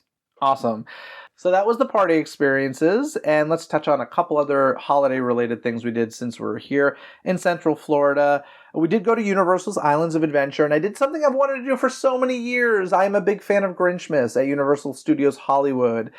Through the years, it's changed a lot. There have had ups and downs, but I've always been curious about how Universal Studios Florida handles it, considering they have a Seuss landing year-round in Islands of Adventure. I'm like, it's the perfect home. So I wanted to see this show. Very different, the Hollywood one, outdoors, temporary space sort of thing. The one here in Florida at Islands of Adventure, in a soundstage. One of the greatest things about it for me is it's the old Nickelodeon soundstage, so just getting to go back in there again after so many years was wonderful. It's where Blue Man Group was performing for a long time, and it's a full-blown stage show, like way bigger than what Hollywood does. I'm not going to say I like it more than what Hollywood does. There are pros and cons to both, but just delighted to have seen it, and really great cast. Oh, I loved it. I thought, again, I've never seen a show like this before, and the production value was great. I think that was the first time that you were witnessing one of my wow moments. We still can't remember what it was. I think it was. Well, that's because it was nothing. I know there was nothing. I think it was it has to be something technical that I saw, like a light cue or something that was great. But though I will say that some of the mics, they definitely need to get a couple upgrades for like the actual like face mics that the actors wore. And it's very interesting. The Who's that have the nose makeup on, they sound nasally because their noses are covered. So there's nothing you can. The narrator and Cindy sounded great because they didn't have those. But no, and of course I have the Grinch sounded good, strangely, who has a lot of makeup on. Yes. It was definitely all about like mic quality. And of course, a more expensive mic sounds better. So. And I just have to mention the live dog playing Max. I hated it. I loved it. But here's why. Not because I hate dogs. I love dogs. Don't at me.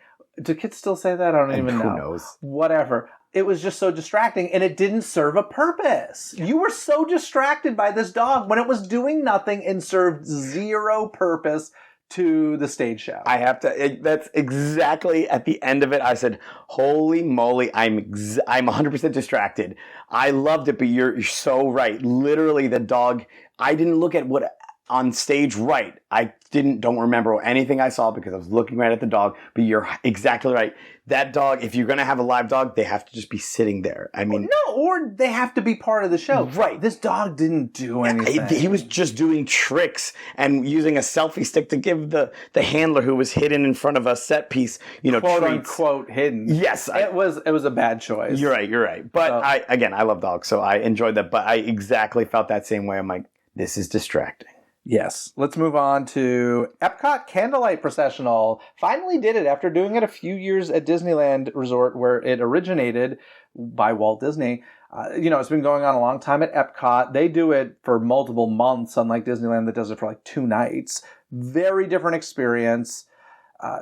But thrilled to have seen our friend Ruben perform as part of the cast member choir. Ashley, I learned, pronounced Eckstein, not Eckstein, as many people have said for years. From the Star Wars universe, she was the narrator. We went on Walt's birthday, December 5th, and she mentioned that, and she talked about how this tradition of the Candlelight Processional started with Walt at Disneyland, and I appreciated that. And, it was very nice, very, very nice show. I think it was your first candlelight ever. I had something to compare it to, and, I don't think there's any question. The Disneyland one is a much bigger production. So for me, I'm not going to say I was disappointed because I knew what I was going to get, but it just wasn't the grandeur of what Disneyland does. but a lovely ceremony nonetheless. Your thoughts? So yeah, again, for me, coming in not having experienced this one before, or even the one in Disneyland before, I enjoyed it. But I've been in I've been a performer. I sing. I'm a bass 2 singer. I've been in bunch of Christmas concerts over the years. So when I compare it to like a local Christmas concert, or like, a symphony orchestra, something like that, it's to that same level, quality of an indoor Christmas performance. The musicians were amazing. The conductor was great. The singing was great. I don't know how much the mics were turned on for the actual choir, the individual, the center singers, the voices of Liberty. Thank you. Yeah. Yes, they make up the center tree. Yeah. Yes, they make up the center tree. But performance-wise, I think it was great. But again, I mean, you're distracted by people walking around the World Showcase and a little baby screaming, and then Ashley had to comment on it. I'm like, just ignore that. But performance-wise, I've been in a concert like this where there's a narrator speaking about, the birth of Jesus Christ and all that.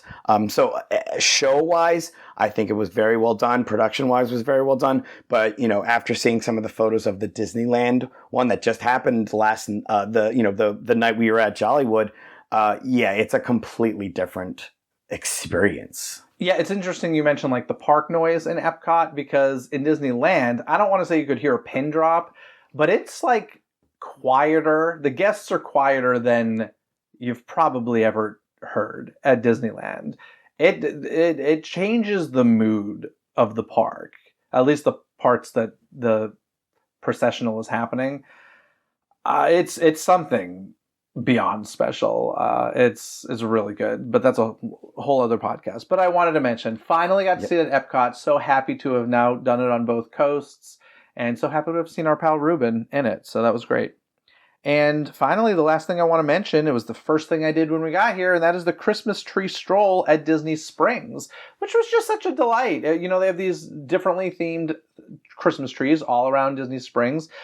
If you've ever done the egg hunt at Disneyland Resort, or the pumpkin hunt that they do during Halloween, it's very similar to that, but it's free. And this kind of shocked me. I was there with Joe. You did it with your wife separately. I did it with Joe.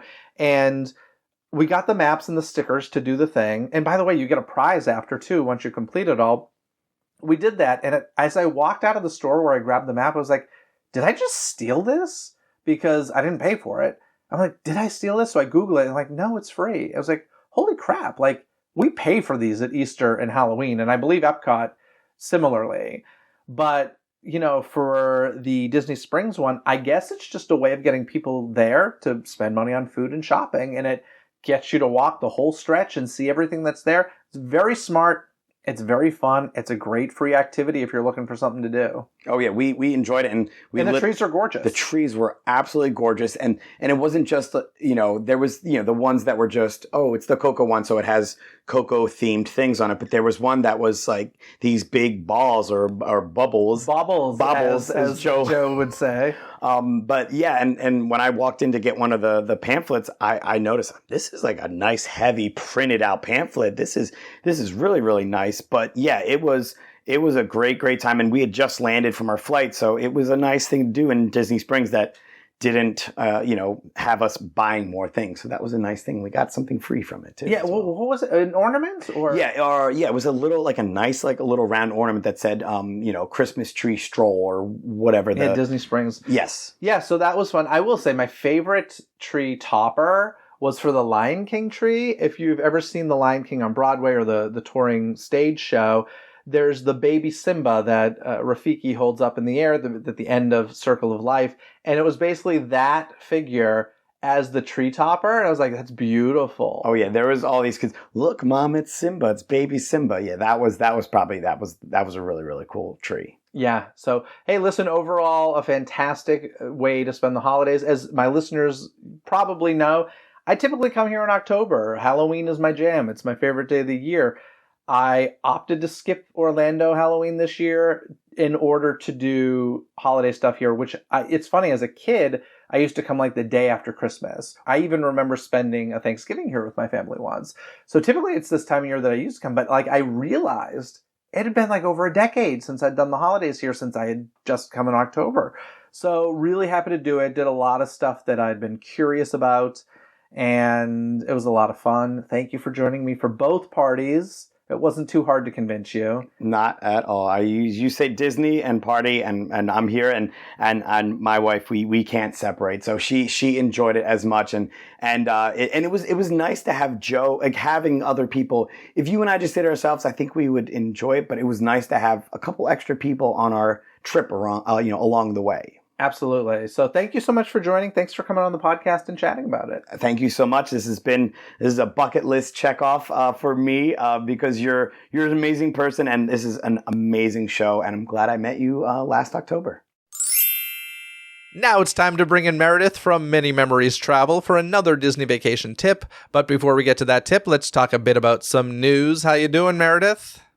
I am great. It's the most magical time of year. It's my favorite. So I'm wonderful. Excellent. So we got some interesting news because author Gary K. Wolfe, he is the author of the Roger Rabbit character. He, originally wrote a book called Who Censored Roger Rabbit, but he has regained ownership of the Roger Rabbit IP and its entire cast of characters through the 35-year copyright reversion clause, a legal provision that allows creators to reclaim their work decades after selling it. This is huge. This is crazy. If you know anything about like entertainment contracts and just ownership and licensing, oh my Everyone gosh. just knows Taylor Swift, right? It's the Taylor Swift thing.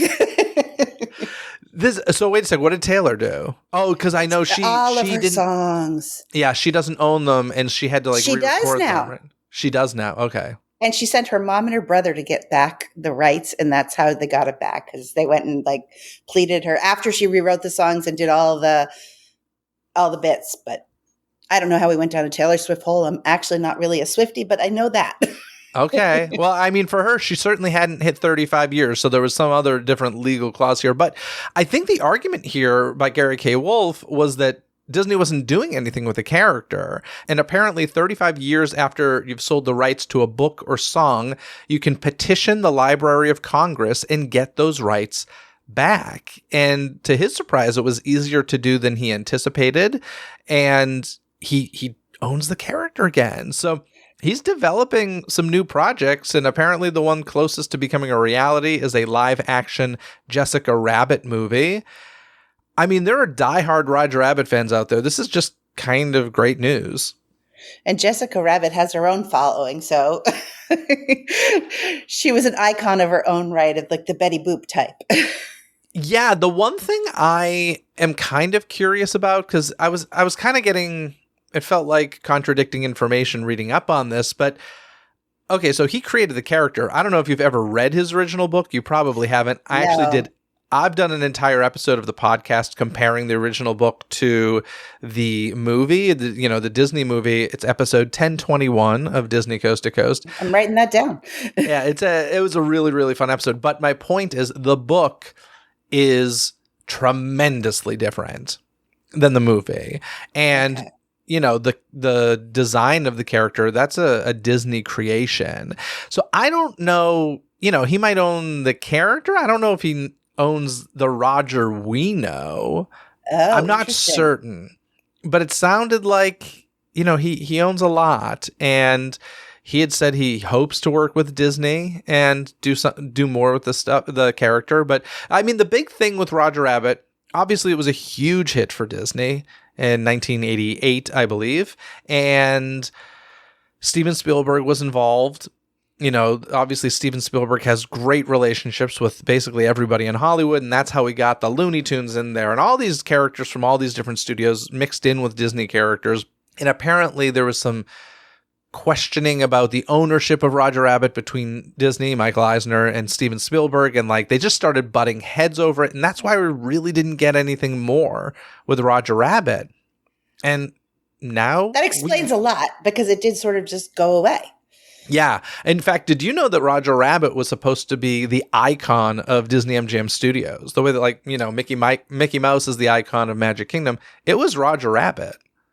I did know a little bit about that, but for only because it was in Epcot. when my kids were little, back when, I don't even remember what the two buildings were called on either side that are no longer there, but they used to have lots of little demonstrations and things. And one of the whole parts was based on Roger Rabbit. And my son spent so much time in there learning that I got to read every sign and every little thing about it. Oh, that's funny. Like in Interventions or something like that? Thank you. Yeah, Interventions East of my kids loved that. It was such a, like, to the point where I'm like, we're here and we're going to spend all this time in this room. Okay, we can make paper, we can do all this, but at some point we're going out there for what we paid to be here for.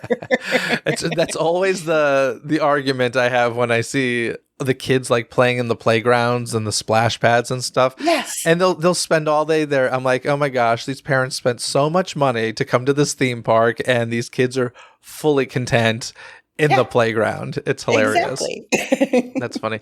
But yeah, the Roger Rabbit thing, actually, it's so funny. I was recently at a VHS store. Yes, we have VHS stores. There's this there's this great place in Burbank called Be Kind Video. And it's like small little place. And it's like a recreation of an old video store from the 80s. And in any case, they sell VHS tapes. And I just a couple days ago bought The Best of Roger Rabbit on VHS. And it's his animated shorts. And you know, like I said, it's character people love. It's a great movie. Gosh, if you go back and watch it, if you haven't seen it in a long time, do it, because I rewatched it when I did that episode with the book, and I was like, oh my gosh, I haven't seen this in so long, and it's just really good. And you know, hopefully we'll see some more. And I think it would be great if Disney got involved and did something with it again. So I agree. It could be a great entertainment thing and a great nostalgia. And it's always fun to bring back things that we enjoyed as younger people and watch them with our kids and tell them. And, you know, and my kids are adults. They have to still put up with this. Yeah. I mean, the timing couldn't be more perfect, frankly, for a Roger Rabbit resurgence. It's that perfect amount of time has passed for the nostalgia to have set in. So creators, just keep in mind, if you have a book or a song that you have sold the rights to, 35 years is the magic number. Petition the Library of Congress and you might just get it back. My guess, the reason why he was probably able to do it is because they weren't doing anything with the character. My guess is if, you know, through those 35 years, the character or song or whatever was still being used, it was probably a tougher fight, is my guess. But I am no lawyer, so don't listen to me. But it sounds right. We'll go with it, Jeff. All right. Sounds good. Also, we got news about a new Disney Vacation Club resort opening on the property that used to be river country over by Fort Wilderness and all that. Now, at one point, do you remember they announced this, but it was going to be called Reflections. Do you remember Reflections? I do. Because this has always been a great source of mystery to me. Every time we go to the Hoop-de-Doo and ride by it, I'm like, nothing. We rode by it in September and it's construction. Yeah, so I'm really into urban exploration. Are you familiar with urban exploration? No. This is something you can find on YouTube. There's people who just go, frankly, often illegally, they go to abandoned places, so abandoned malls or abandoned theme parks a lot. What's the used to be the nightclub? That it's a place I've heard people doing this all the time. Oh, I don't know. In Disney Springs. Pleasure Island. Pleasure Island. That is something that is historically like on people's bucket list to go into. Disney has cracked down on it, obviously. But are there still, I mean, that's all been redeveloped for Disney Springs. So are there any remnants? Probably not. Probably not at this point. But it was such a big thing. Okay, well, River Country felt like that to me, where I used to go and just like kind of peek through the fence. And there are people, I think, online who have broken in. My favorite urban explorers, I'll just plug them just because I love them, are the Proper People on YouTube. I love these two guys. And I don't know, there's just something about an abandoned place that was once like lived in. I actually got emotional. This is super nerdy. I'm going to go for a nerd tangent here. But when Jurassic World was released, the first one with Chris Pratt. Yeah. It was the first time we returned to that original island because Lost World and Jurassic Park 3 were both on a different island. So it was the first time we returned to the original park where the original park was built and in the first movie. And when they come across the abandoned original visitor center and you see it overgrown and Oh God, I like cried in the movie theater. I was like, oh my God, like it was so amazing. And in any case, I love urban exploration. That's all I'm getting at here. So seeing river country for all those years just be this amazing place was like, just want to get in there. It's no longer. It's been completely demolished. This new resort is being built on it. They announced Reflections, I think during Chapek's Day, if I'm remembering correctly. And the immediate response by the public, and they're not wrong, is Reflections sounds like a retirement home. It does. Exactly. So they've decided to change that. It's now called Disney Lakeshore Lodge, and it's going to be themed to the majesty of nature and its enduring influence on Disney artists. And that will be opening in 2027 at Walt Disney World, we recently found out. So I saw some construction when I went to Hoop-de-Doo this past March.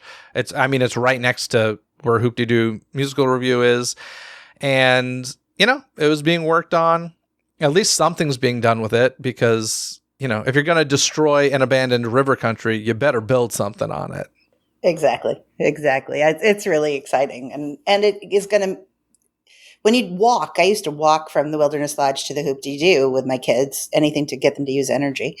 I just can't, it's going to be so nice now to have another resort and other restaurant options and all of that. I think it's a great fit for where it is. Are you able as a travel agent to book for Disney Vacation Club members or no? No.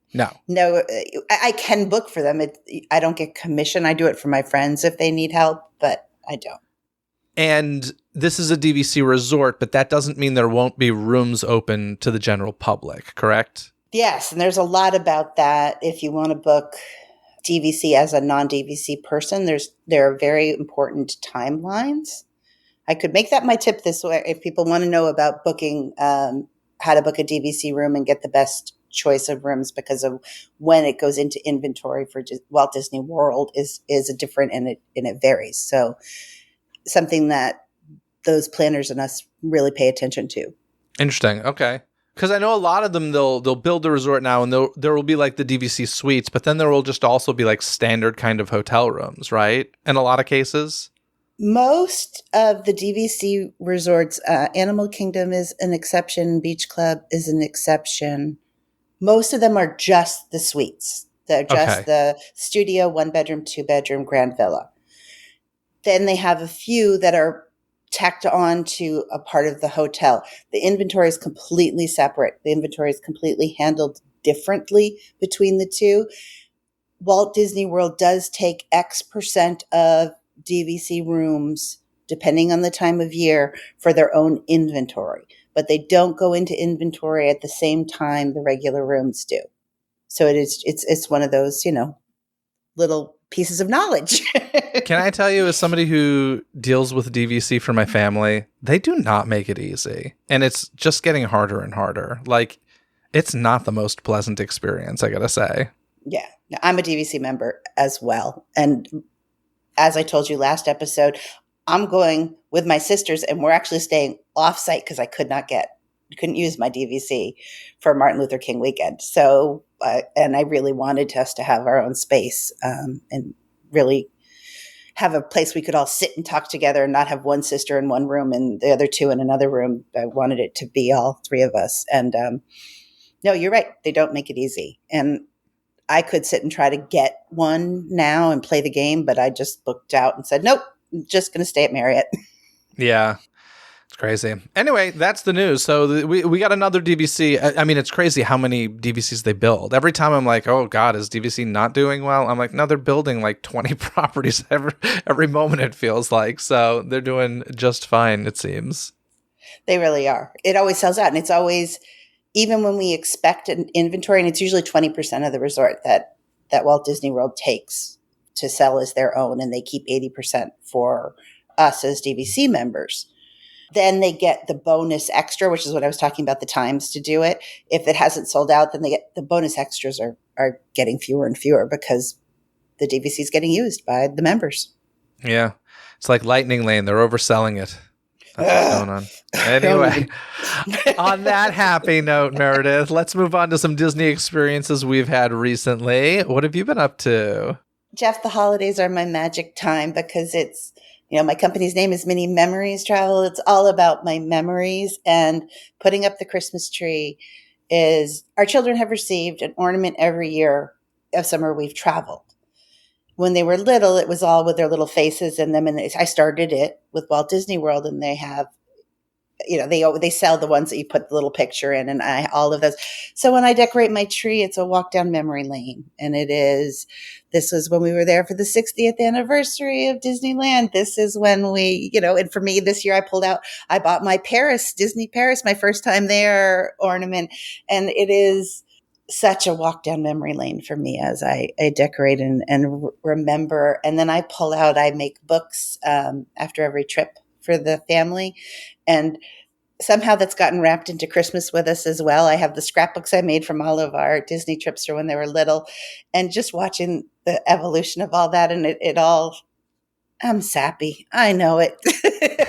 But that's my Disney magic, because I don't get to go this year because I have just come back from a river cruise to see the Christmas markets in Europe. So my Disney, I usually like to go to Disney because the candlelight procession might be my favorite thing I experience. And for me to not do it during a year, the Christmas markets are pretty special, so that's okay. But I am missing that this year. Well, very cool. I'm glad you have those memories as you decorate the tree each year. For me, I went to Disneyland to experience the holiday stuff there. Of course, it's holiday time. Not a ton new this year, but I will say one of the cute little things, they always change the costumes for the characters pretty regularly. And this year, Chip and Dale are dressed as gingerbread cookies. Have you seen this? No. Oh, I love it. It's kind of adorable. In the Christmas Fantasy Parade, they have gingerbread cookie characters that I always think are super cute. And now, we have Chip and Dale dressed as gingerbread cookies, and they're pretty darn cute. I will say I'm a little disappointed because World of Color over at Disney California Adventure is not doing their Christmas show. Oh. Which, it's my favorite. The Christmas show, I think it's called Season of Light. That's my favorite World of Color. It's not happening because they're showing the 70th anniversary show, because we're still celebrating the 70th. And whenever there's a big anniversary year, I will say it's a little weird for even the character costumes in a lot of cases. It's it's a holiday costume, but it's also leaning into the 70th, so we'll use that color scheme. And for Halloween, it didn't work too well. And I don't know, it's the anniversaries that crash into the holidays, it's not always the best. But in any case, no World of Color Season of Light, kind of disappointing.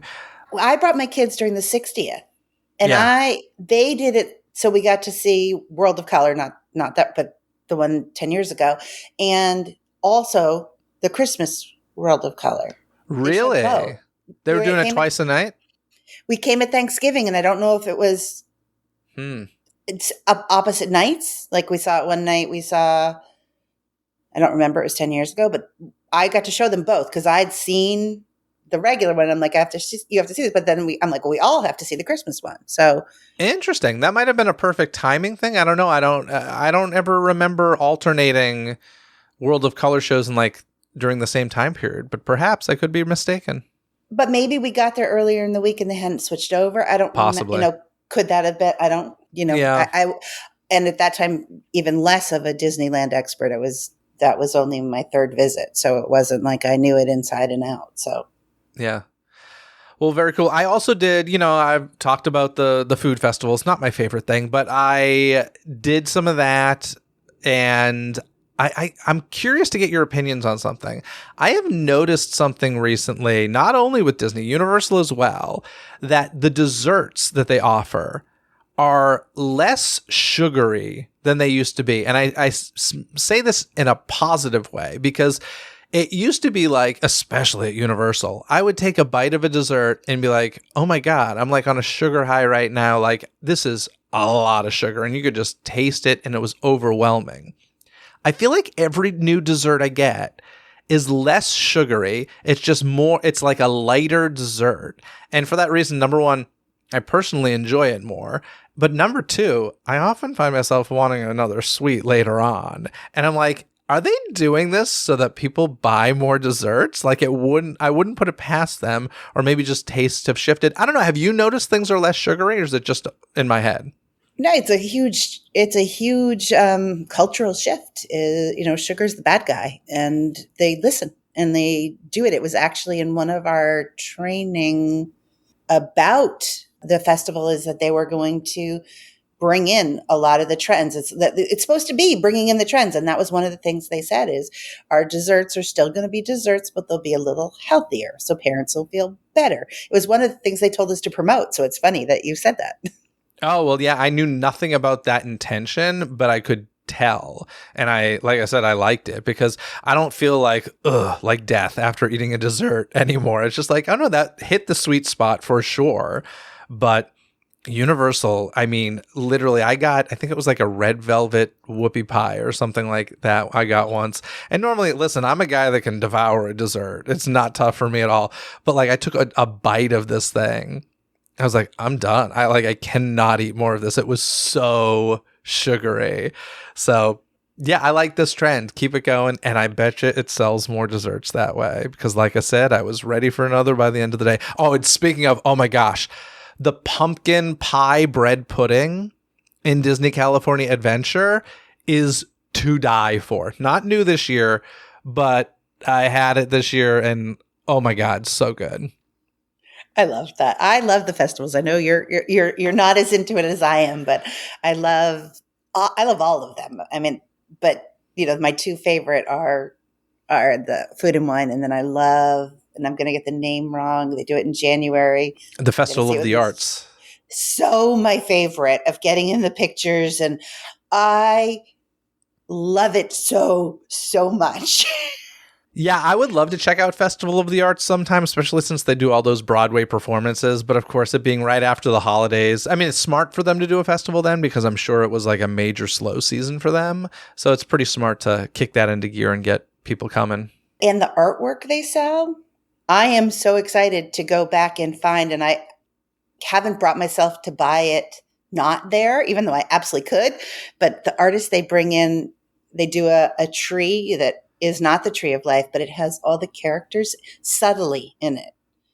I don't buy a lot of merch. It's not my thing. But this one I think I'm going to buy because it's real subtle. You have to really look at it and go, oh, that's Disney everywhere. And I've coveted it, but for me, I want to buy it where I can say, I bought that at the Festival of the Arts. That's very cool. Well, with that, Meredith, what is this month's Disney travel tip? Well, because it is the holidays, I want to talk about those magical things that you can do with Disney. And I'm brainstorming this still about trying to come up with, Jeff, the very favorite things that you get that people don't expect. The phone call saying you're going to Disney. Have you ever had that? No, like Mickey will do it or what? Yes, it's something you can schedule and do. And they will call your house at a time and you have your children pick up and they'll say, hi, here, whichever character, you don't get to know what character you're getting. But it is such a little magical. They started it with the cruise line and they've kept it, but it's so not known about. It's so not something that it used to be schedule the call. It's you have to dig a little deeper and go a little further. It's one of the things that I'll say, do you want me to do this for your kids? And I'll arrange it and I'll say, okay, at this time, have them answer the phone.